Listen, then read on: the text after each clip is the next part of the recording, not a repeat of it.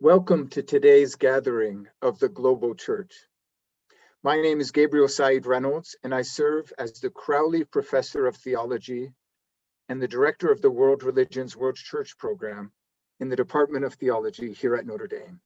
We are excited and humbled by the amount of interest in this program, as we have over 1,700 participants registered, representing 38 countries from around the world. Today, we will continue our discussion on the Church and Islam. If you missed last week's meeting, please know that the recordings and recaps are on ThinkND. We are very grateful for our co-sponsors, the Tontor Ecumenical Institute, the McGrath Institute for Church Life, and the Jerusalem Global Gateway, along with the Notre Dame Alumni Association. We are so grateful to each individual on the team of ThinkND who has worked to launch this series. We've designed these events to have as much interaction and engagement as possible, and we will be giving you the opportunity to ask questions and also to participate in community circles for discussion after the presentation. We encourage you to ask questions during today's program and to use the Google form that you just saw we are sharing with you now. This will allow us to facilitate the questions as effectively as possible. We will try and answer as many of them as we can give the time we have. I'll start again. We will try to answer as many of them as possible given the time that we have together today. As is our tradition, we will also have a 15-minute breakout session so that we can continue to meet each other and discuss today's topic in small groups. We will hold these community circles or breakouts at the end of the formal portion of the program. I will facilitate one of these groups. Should you not wish to join the breakout sessions, you may choose to leave the meeting at that time. We will not be reconvening after the community circles, and the program will conclude at the end of those meetings. And now it's a really great honor and pleasure to welcome our speaker for today and a good friend, Professor Nayla Tabbara, who received her PhD from the École pratique et haute études at the Sorbonne in Paris. Dr. Tabbara is president of the Adyan Foundation for Diversity, Solidarity, and Human Dignity, and she's the author of many works, really too many to mention. I'll just note a few of her most recent publications, including A Woman's Interpretation of Islam, which was published in 2018, and The Spiritual Path According to Sufi Commentaries of the Qur'an, both of those works in French, and also quite recently, together with Fadi Dao, a work entitled Divine Hospitality, Christian and Muslim Theologies of the Other, which was published with the World Council of Churches in 2017 in a number of languages, not only English, but also Arabic, French, and German. So welcome, Dr. Tabbara. Thank you, Gabriel. Nice to be here with you. I'm really happy to have the chance to speak with you. And we've spoken over the years on some of these topics. So it's exciting to be able to revisit them. Last week, we focused on the question of the historical relationship between Muslims and Christians. And then this week, we're turning more to theological questions. So we sort of had that scope of how Muslims and Christians have related, beginning with the origins of Islam and the Prophet Muhammad, up to the contemporary day, and especially we sort of focused on some of the dialogue work of Pope Francis. But today, as I mentioned, I'd like to turn to some theological questions. So how do the two traditions think about God? And how do they think about one another in terms of religious doctrine? And I'll be asking some questions. I think some are probably pretty big and too general, but it's not easy to discuss all of the topics that relate to religion in the short time that we have. So we'll do our best. I thought we might start just with the words Islam and Muslim. So we hear these words in English as, the name of the faith of Muslim believers. It used to be, you probably know that in European languages, people say Mohammedans, and that's been corrected, right? Because Muslims don't worship Muhammad, but worship God. So, but could you start by maybe explaining those words a little bit, Islam and Muslims?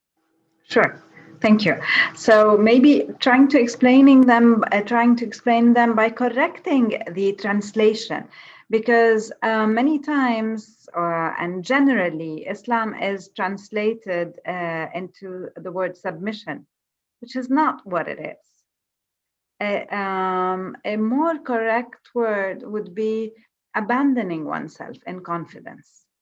So it comes from a verse in the Quran that speaks about the best faith is that of those who abandon their faith, their selves, meaning to God in confidence and want to do good.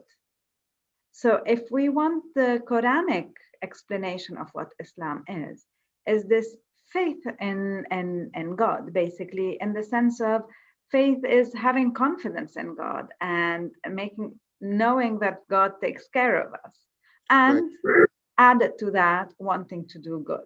So this is the meaning. And historically, if we go back, the Quran actually calls all previous prophets as Muslims in that sense. Yes. So it is not only, we can understand the word Islam in the large sense and in the small sense. In the small sense, it means Muslims, the followers of Islam, as we know it as a religion. But in a more Quranic, wider sense, it means all the people who follow that sort of faith in God and wanting to do good, basically. Yeah, maybe I can follow up on that, because if the Quran uses this term in Arabic for earlier prophets and speaks of them, I think there's even a passage where the companions of Jesus, the Hawariyun, as the Quran calls them, disciples or apostles, speak of themselves as Muslims. Muslim. Right? So we can associate the term in one sense with the religion that began with the revelation given to Muhammad. But then there's this more broad sense that could even encompass non-Muslims. Other believers who likewise abandon themselves. Or would you see it that way? Definitely. So this is how I see it, and this is what I argue in also my books, and I'm not the only one. That when the Quran is speaking of Muslims, the Quran is speaking of all those who belong to faiths or who have a personal quest for a God that they have faith in, that they have confidence in. And so it could be all of those faiths that are recognized as monotheistic faiths by the Quran, the faith that preceded Islam, and also other people who alone were looking for God, were searching for God. That's very, very interesting. You may return to that point about the individual quest for God as sort of a natural instinct towards God. Related to this, I think, is maybe a caricature that we sometimes hear about Islamic faith, which is that for Muslims, God is master and Lord, and the believer is something like servant and slave. We do have names like Abdullah. Some of our students and listeners might know that Abdullah means servant of God or even slave of God. But I just wonder if that actually captures the spiritual experience of Muslims. I don't know how you'd like to speak to this, or if you could address it. Is the way Islam is lived out, is it an experience of being a servant or a slave, or is there a different way of expressing Islamic spiritual life? Definitely. And here again, it's a question also of translation of the word, because the same word that you use for slave is also used for adorator. So Abdullah is the adorator of God. Abdul Halim is the adorator of God as Al-Halim, the patient one. So the fact that we are all adorators of God, we're definitely not slaves. That's not the relation between humans and God, because according to the Quran, God gave us humans, the term is a bit difficult, vicegerents. So basically we're like his representatives on earth. So we're not slaves. We are supposed to be the ones who carry the responsibility. We are the responsible ones. We are the caliphs of earth, in the sense of, not in the sense of political caliphs, but in the sense of those who come to represent God, in the sense that we need to uphold values and take care of creation. And so that is the meaning of, or that is basically who we are, not slaves, not even servants, but adorators. And strangely enough, but in Arabic, in the Bible, in the New Testament, in Arabic, you have the term abid, which is slaves, whereas in Islam, you don't have it. You have ibad, which is adorators. Yes, and it's strange that stereotypical images use the image of slaves for Islam, whereas the term in Arabic is actually slaves in the Bible, but it's not used in Christianity. So we need to beware of those stereotypical images that we have, that are sort of glasses through which we look at the religious texts of the other and ourselves. Right. Yeah, I'm just to step back one moment and to clarify for maybe some of our students and listeners. So the Quran, which we've spoken about in our first session, has 114 chapters or surahs. And then there's a verse which Dr. Tabbara alluded to in Surah 2, in which God announces the creation of humanity and says, I will create a vicegerent or a representative on earth. And the word there in Arabic also becomes the word caliph in a political sense. And the caliphs were the first political leaders, but it has this theological meaning, as you were explaining. I wanted to ask in this context also about prayer and the experience of prayer. I think it's actually related because, very often in the media and in images online, we see pictures of Muslims in prostration, sometimes in very straight lines, the men together, the women together, in prostration, bowing down. And, in my own personal sort of religious disposition, I find that very beautiful.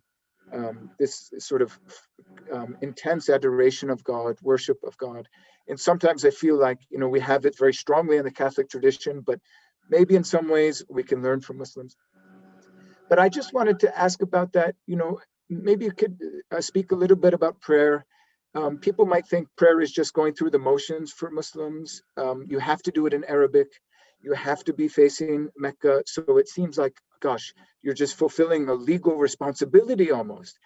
But I imagine it's much more than that for a Muslim believer. Could you speak to that a little bit? Yes, so we have different forms of prayer. So we have that prayer, which is 5 times a day, which has its specific form. It has to be directed to Mecca. And you have the other forms of prayer, which are any sort of invocation, any sort of repetition of God's names, something like a mantra, sort of personal, talking personally to God, that we call munajat. And these are other forms of prayer. So all of those are forms of prayer. You have the obligatory prayer, which are the 5 times a day, where they sort of regulate your day, basically. And it's true, those are prayers that they have their own ritual, and it's practically the same words that are repeated. So yes, and those prayers, we're not always like very concentrated. You just like, sometimes you're thinking of something else in the moment, and then you bring yourself back. This is me at Mass. Sorry to jump in, but this is me at the Catholic Mass. Okay. So because it's that it's like there's this repetition, it's the same words, and so sometimes you're just like, okay, you're not here, you come back. But still, it is supposed to be a moment of presence with God. And that moment of prayer, even if in our mind we sometimes are not here all the time, but we're supposed to be there. So if somebody calls me at that time, I don't answer. Doorbell rings, I don't answer. You're with God. This is the moment. You have those few minutes that you repeat several times a day when you're with God. And you just, until you finish, you just don't move. You're there with God. And for me, it's a beautiful sign of fidelity. that you're doing this 5 times a day, although sometimes it's repetitive and sometimes you're just exhausted. But it's a beautiful Yes. mark of fidelity. Yes. And the other thing is the prostration itself in the prayer. That feels beautiful. Of course, it exists also in the Christian tradition. It exists mainly more in more orthodox traditions where you have those prostrations. Yes. But there is that feeling of just like throwing yourself like in front of God, and there's a beautiful feeling there. The prayer in the mosque, where we are all on the same line praying together, has also a different feel. Because of the solidarity with fellow believers. Yes, and you're like, it's people are in one rhythm, just moving together, one rhythm, and then all bowing together, and so that movement together is it has its strength. Yes. Yes, beautiful. I should have mentioned this, but at the beginning, but maybe now's a good time to return to it, because we're going to turn to some questions about Islam and Christianity. Dr. Tabbara, along with Farido, who has worked with her at this Adyan Foundation and many others I know on the team there, has just been, a hero in Muslim-Christian dialogue, and not only in Lebanon, and she's speaking to us where it's late at night in Lebanon, so thank you for that. But across for me at least. Yeah, across the Arab and Islamic world. I don't want to embarrass you, but I'm, don't take for granted what you've done for Muslim-Christian dialogue. I wanted to ask just a few things about the Muslim view of Christianity. Catholics sort of fight about questions in regard to Islam. How do we see the Qur'an? How do we see Muhammad? How do we think about the God of Islam? But of course, there's similar sort of analogous questions that Muslims must ask. We had some time to speak about the Qur'an's emphasis on monotheism and some of the concerns about Christian doctrine. So, it's such a big topic, and I don't know exactly where to begin, but maybe we could just start with, say, Christian belief in Trinity and incarnation.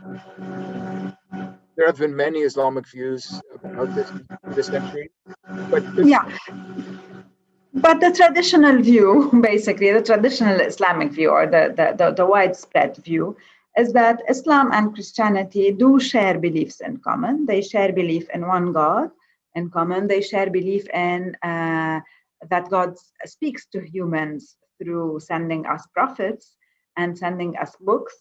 That also through angels. And we shared also the belief that we will, after death, we will all be resurrected and we will all be with God again. And we also believe in the same persons. So, for example, in Islam, all the prophets that are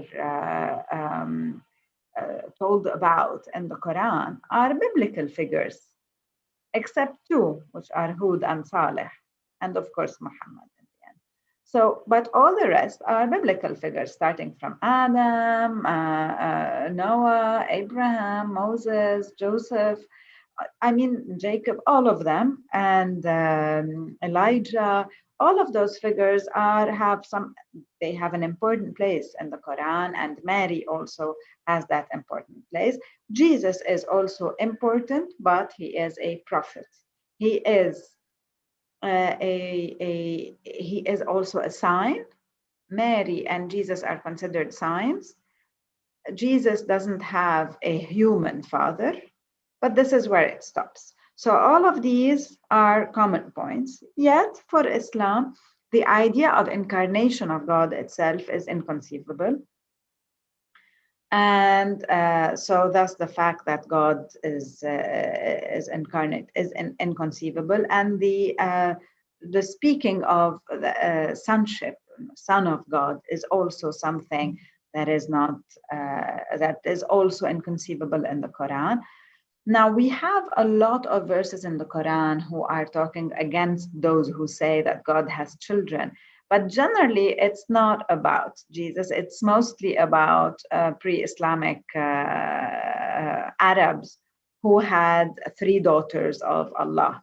So most of the verses are about that. But nonetheless, the idea of incarnation and the Trinity is not accepted in Islam or the Quran. So we have points on which we are on. I mean, we believe we have common beliefs, but other points that are where we don't have common beliefs, yes. basically. Yes. And maybe it's a very simple point, and I'm reducing the intellectual level of our conversation, but in Arabic, the only word for God is Allah. I mean, Christians, Muslims, and others who believe in God speak of God as Allah. And I think speaking in Arabic, it's just obvious that this is the one God. There is the no same other. God. Yeah. That's why it sounds weird sometimes that some people say, no, it's a different God. And some non-Arabic Muslims sometimes tend to say, Allah is the name of our God. No, in Arabic, it's the same. It's the God of all those who believe in God, basically. Right. Yes. Gosh, there are challenges in Muslim-Christian dialogue, and you sort of alluded to them very graciously and delicately. I mean, in your experience, you've been around the world and met with lots of important figures, including maybe the Pope. Maybe I was going to ask, what are the most difficult issues? What if I ask the other way? What if I say, what are the best ways of conducting Muslim-Christian dialogue? What have you seen as sort of really fruitful conversations between Muslims and Christians? Okay, so there are different levels and layers of dialogue. I think that maybe the first thing that people who haven't dialogued yet need to do is meet and just start brushing off all the ideas they had about each other and correcting those with actual correct ideas about each other, both ways. Because when we don't know each other, each of us in our community, we have like information about the other, but generally it's biased information. So this is normal, but the first thing we do when we come to the dialogue table is correct that information about each other. Now, if not only we have a misunderstanding or misconceptions of each other, but if also we come from contexts where our community has suffered from the other. So let's say I'm a Christian and I'm meeting Muslims, but those Muslims, the community of Muslims in the country I lived in had either waged war or had done something to my community, or vice versa. What I need to do also is to get this out, because I will never be able to dialogue while I still have all that suffering and fear and from the other's community. And the person in front of me is definitely not the person who held up arms or did that. But that's the person with whom I can say, well, I have a grudge, or I have a fear, or I have from the community. So it's not only religious, it's always also sociological and historical. So for me, what is very important as building blocks in dialogue is first to really meet and be open to hear about the other, how they present themselves, and correct our information. Second, be able to tell also the other or share with each other and feelings that we have. And generally, they're negative feelings because we have fear, we have even like all the historical traumas that are still there. So we need to be able to share with them to like clear the air. And once we've done that, we can go deeper, ask deeper questions, learn more about each other.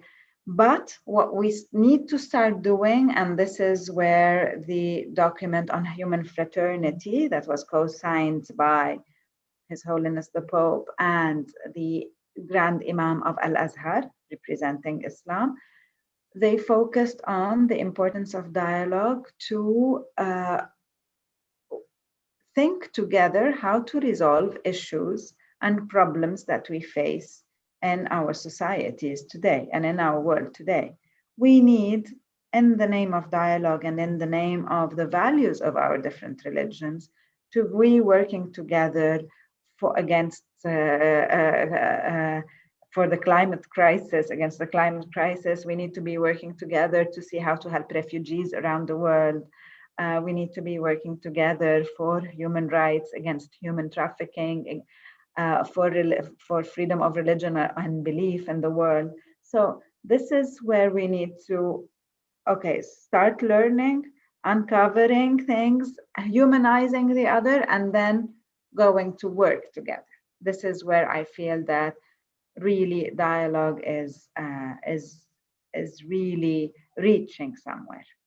Yeah, this is beautiful. In American football, there's a tradition that before a game, the coach will give a very inspiring speech, so the team is ready to go out and crush the opponent. And that was like, I don't know, sort of inspiration that makes me want to go out and with new energy for dialogue. But not crushing, not to crush. And no opponents. Exactly. I have two maybe tougher questions, and maybe I'll just start with one, and if it's a dumb question or not the right time, we can move on to the other. But I sometimes hear from my students and from Catholics generally, and maybe some of our friends who are watching will have this question.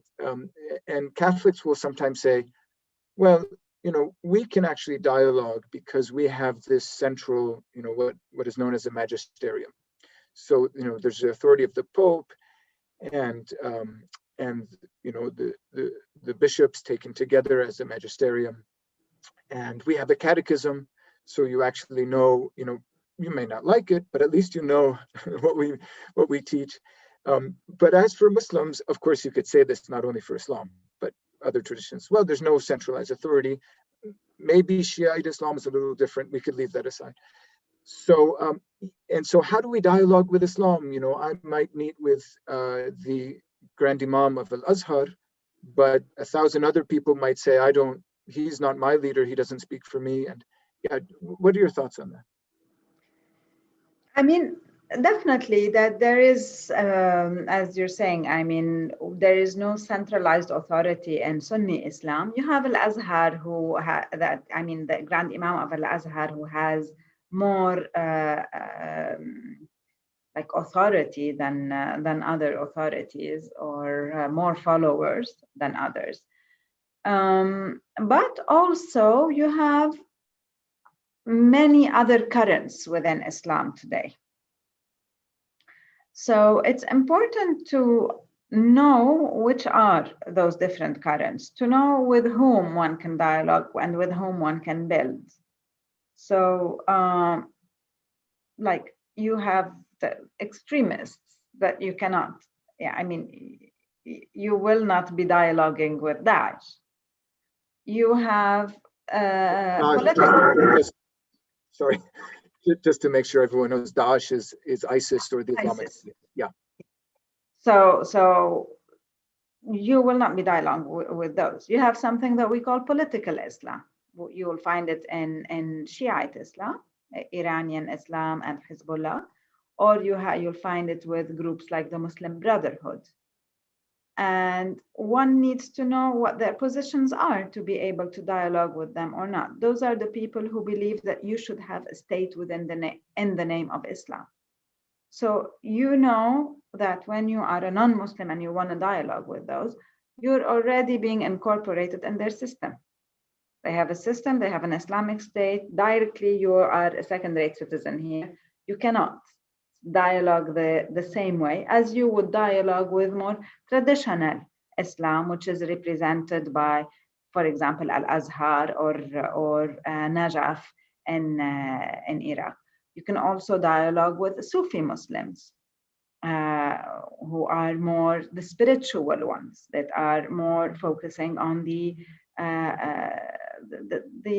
love relation with God and the spiritual relation. And then there are also some people that we call liberal Muslims, or Muslims for progressive values, and those are also Muslims, and they have also their voice and their legitimacy, bringing about a new discourse, whether about other religions, whether about the question of state, whether about the situation of women. So you have the Muslim feminists, and so those are also another group that with whom dialogue is possible. True that really you don't have one centralized, but at the same time, this freedom or allows to have all those new expressions of Islam and those new thinkers that are bringing about ideas of that Islam doesn't need a religious state. Islam is a religion, it's a faith. You live it with others. It's open to other religions. There are differences in dogma, but this doesn't mean that we are not together responsible believers who need to do good on this earth together, that we can reinterpret the Quran also in issues concerning women, to have more women's rights, and all of these issues. Yes, thank you. Yes, and it's important to remember that within the Christian church as a whole, there's as much, perhaps more diversity with the various Orthodox churches and Protestant churches, and even, as you know well, being in Lebanon, Eastern Catholic churches as well that are part of the Catholic family. I was going to ask about supersessionism, but I think I'd rather turn to, because it seems to me connected, something we hear also from Catholics sometimes, which is that, well, one way for Muslims and Catholics to sort of join together is, especially in the West, but maybe you could tell us about the Lebanese or Arab world context. There's this thread out there of secularism, and that Muslims and Catholics at least agree. Sorry about the sound. Sorry? No, I'm hearing some sound, so I'm just pausing.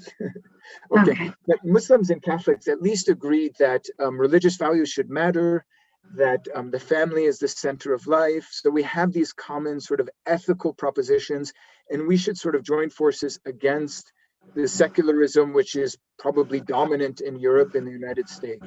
What do you think about that? Is that a path forward for Muslim-Christian relations? I really, really, really dislike joining forces against.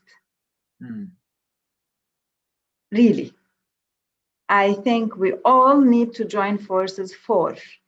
And the last document that was signed by the Pope and the Grand Imam of Al-Azhar says that we need to be working together, Christians, Muslims, and people of goodwill, all people of goodwill, whatever religion they are and non-religion they are. And to tell you the truth, I have more and more, I'm seeing that in the name of ethics, religions sometimes, or religious leaders, are being hegemonic and are controlling and oppressing people in the name of ethics. Whereas if we work together for what we call in Adyan, religious social responsibility and values of public life, this is where we can prove that we actually practice what we preach. When we are working for the common good, when we are working for the human dignity of each human, this is where really we can prove that we practice what we preach. Sometimes in the name of ethics, we have a very traditional and conservative discourse, religious discourse that is discriminatory towards women, towards, of course, other genders, that is discriminatory also to sometimes to refugees or people from and all of that in the name sometimes of ethics and of religion. So we really need to rethink and really to have those values that all of us humans agree on. And on top of which, the common good and the human dignity of each one. Beautiful. Yeah.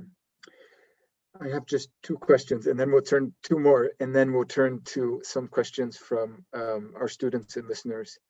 So yeah, thank you so much for your patience with me. And I know it's very late in Beirut, and it's just great. It's great for our community. You know, most of the community here are Catholics. So to hear from a Muslim scholar who is you know, so distinguished academically, but can also speak authentically about spiritual questions, it's awesome. So I'm going to sort of flip the order. The last question I'd like you to ask is just to share, or I'd like to ask is to share something about the spiritual riches of Islam. But my spiritual riches. Okay. Yeah, but before we get to that, I think that maybe that's a nice note for a final question. Before we get to that, maybe I can ask, because you've alluded to Pope Francis and the document of human fraternity, which I think was in February 2019. Does that sound right? So, you know, just about 2 years ago now, signed in Abu Dhabi. You know, that got a lot of attention in the West, especially in Catholic circles. You know, it's the first time, as far as I know, in the history of the papacy, that a pope has jointly authored and signed a document with a non-Christian. So it was really a monumental event. And otherwise, as you know, the Pope has been really interested in dialogue with Islam. He's been in a number of Islamic countries, not only Abu Dhabi, but he was in Bangladesh, and now he's preparing to go to Iraq. In just a month, he'll be in Iraq, and I'm told that he has his vaccine and that the trip is on, so that's exciting. Could you speak a little bit about the reception of Pope Francis in the Islamic world? Of Pope Francis, not of the document. Well, you could speak about the document too. Either one, whichever. Yeah. Okay, both. Maybe just to say that Pope Francis definitely has had a very large effect in the Islamic world from the beginning, and especially because he just, stands for causes. The way he stood, for example, for Syrian refugees touched us a lot. The way he came and visited refugees in Greece and took back refugees with him, that really touched the Muslims, and everybody sees in Pope Francis really somebody who exemplifies the values that he represents. And the fact that he is so humble reminds us of the verse in the Quran that speaks about priests and monks who do not have arrogance. And that is the image that Muslims have of how a Christian religious leader is. And so the Pope really represents it perfectly. And we have a lot who started saying we wished our religious representatives would learn or would be like the Pope.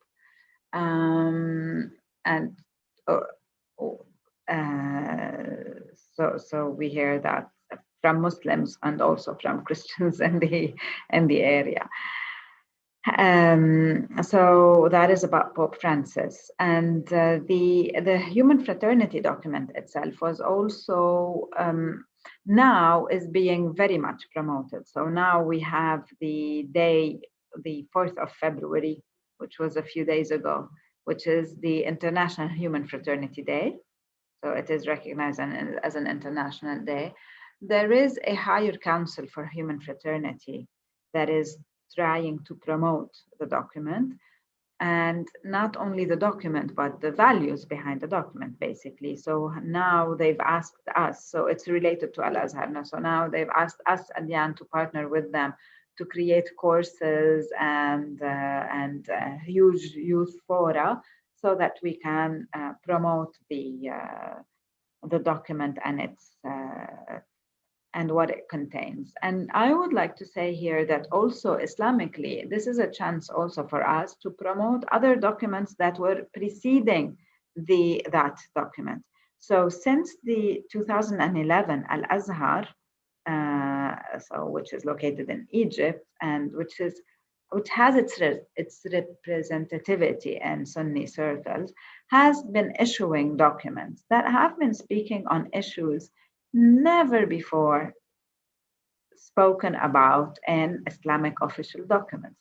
So we have issues concerning citizenship, equality between Christians and Muslims, religious freedom, and the fact that there is no need for an Islamic state. These are fundamental new documents that preceded in the Islamic, that were sort of the milestones that were before the human fraternity document, and that allow Al-Azhar to really mean what it says in the human fraternity document with the Pope.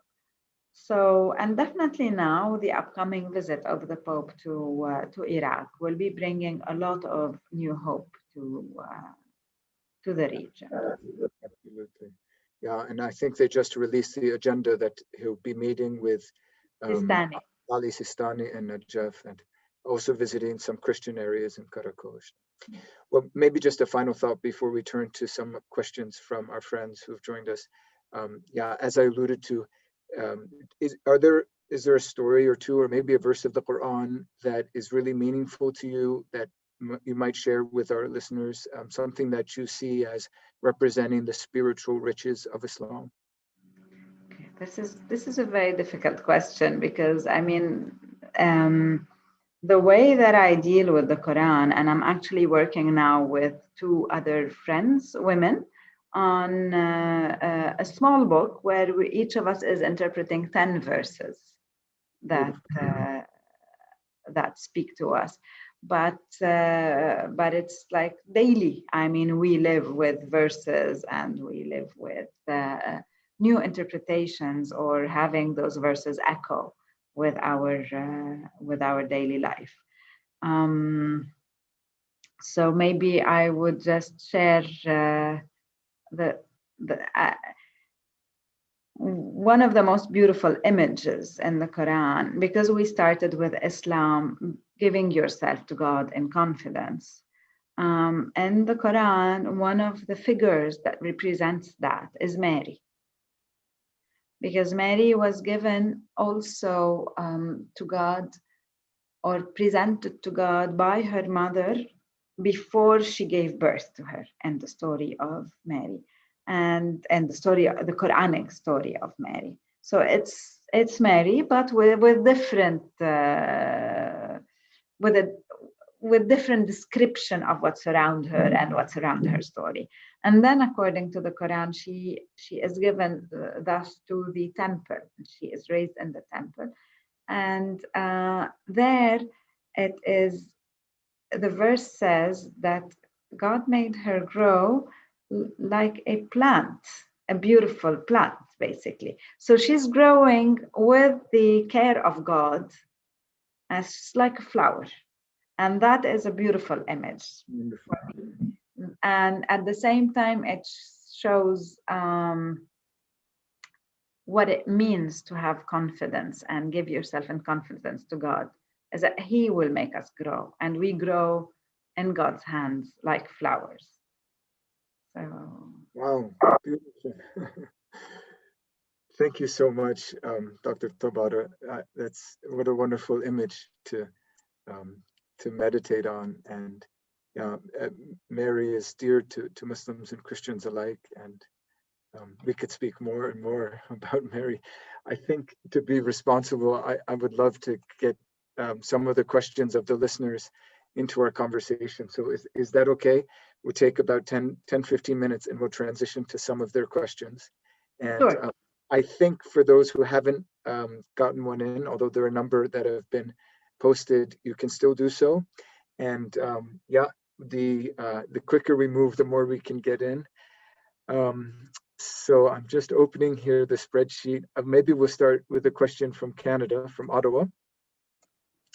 So from the questioner just asked for more about the role of women, and specifically in women leadership in Islam and participation in faith practices. Thank you very much for this question. So since the 1980s, we have women who have been working, feminists, Muslim feminists, who have been working from within Islam on the level of leadership and religion, and on the level also of theology, of reflecting, so that because theology until now was a work of men. And third, on the level of jurisprudence, so on the level of laws, because these laws also are applied in many countries around the world, many Muslim majority countries around the world, and especially the personal status laws, so the laws regulating marriages, divorces, and these things, and these laws are discriminatory to women. So Muslim feminists have been working on the level of all three, and of course, Islamic feminist interpretation of verses of the Quran that also have been, a reinterpretation of verses, especially concerning polygamy, concerning inheritance, and such issues. So we have changes happening slowly, changes in laws about, for example, the age of marriage, the age of for custody of children, raising it so that the children remain with the mother. The fact that in some countries now, the women also can ask for the divorce, not only the men, or when they ask for the divorce, they don't lose everything, as it happens generally. And actually, for example, we are working in Adyan now on a project. We have the same issues in both Christian courts and Muslim courts, sadly. So in different countries, there is this work happening. In the West, mainly, you started having Muslim women having the courage of leading the prayer, being in that leadership position. And in our part of the world, you have mostly women, for example, taking on leadership, like becoming a mufti, like becoming a religious reference, but not actually leading the prayer, or for example, becoming a judge, a religious judge. So these positions recently we've been having women. But the fact of women leading the prayer, we started having women imams. It started in the US and Canada, now in Europe, and now in France.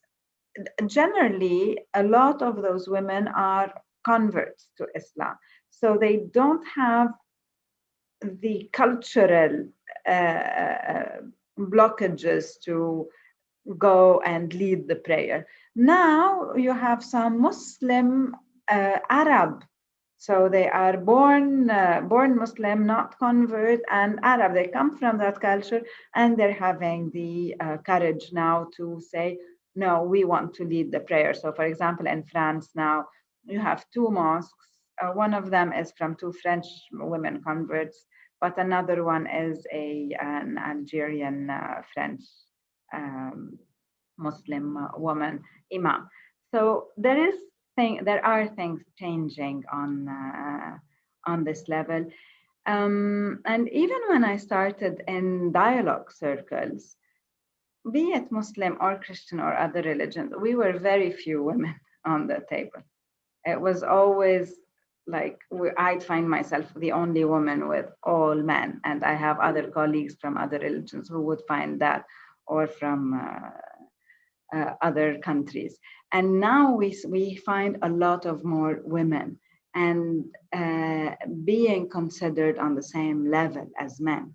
And even if those women are not religious leaders per se, but they are considered as representative of their faiths. And this is something that has been changing all around the world.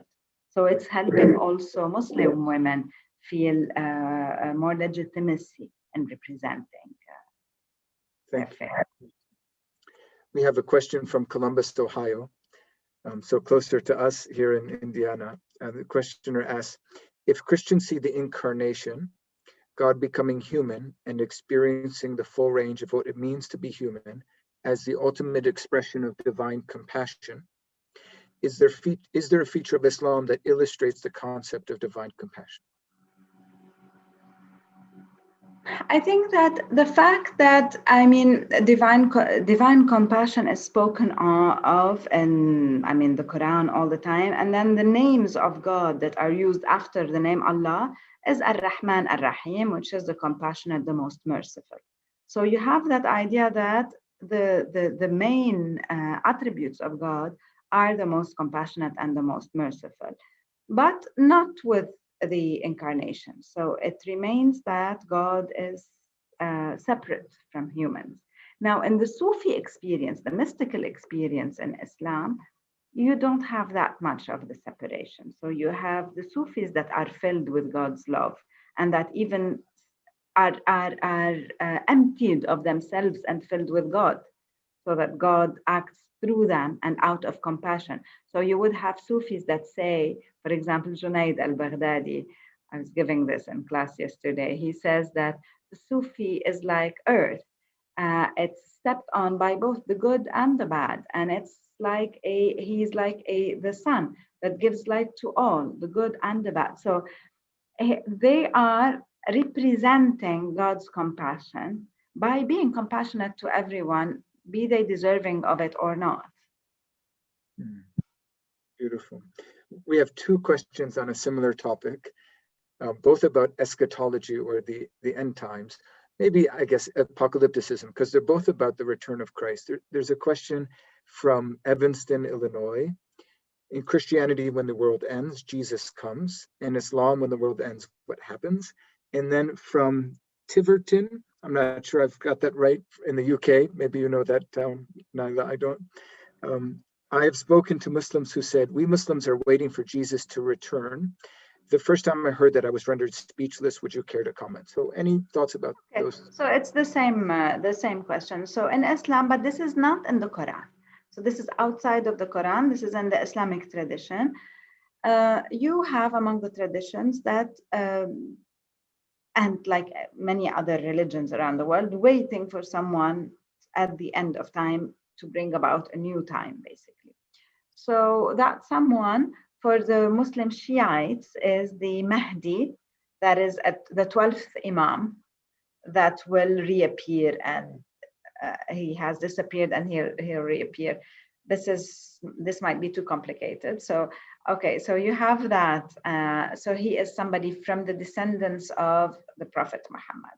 For Sunnis, it is a person who will be born from the descendants of Muhammad and the Prophet Isa, which is Jesus, Islamized Jesus, so that will come at the end of time. You have also some Sunnis who say there is no Mahdi, there is only La Mahdi illa Isa, so only Jesus will come at the end of time. So this is something interesting, because even if in Islam, or the traditional view of Islam, Jesus is not dead and resurrected, yet he is alive. So the idea in Islam is that Jesus has been elevated to heaven and he's alive and he will come back at the end of time. So this is theologically, this is not one of the main theological points. This is a sub or secondary theological point, but where we can find a similarity, and the fact that Jesus is alive will come at the end of time. Yet, so that you don't be I always tell people that sometimes this is very tricky. Jesus coming at the end of time in Islamic perception Jesus will be acting as a Muslim. So he'll be praying like Muslims. He will not be eating pork or drinking wine. So he's Islamized. So just to be careful, to not think always that similarities are positive, because sometimes no, they're not. Uh, I think, so I was going to say it's an interesting point, because it's important to remember the doctrine for Muslims that Muhammad is the final prophet. The Quran speaks of him as the seal of the prophets.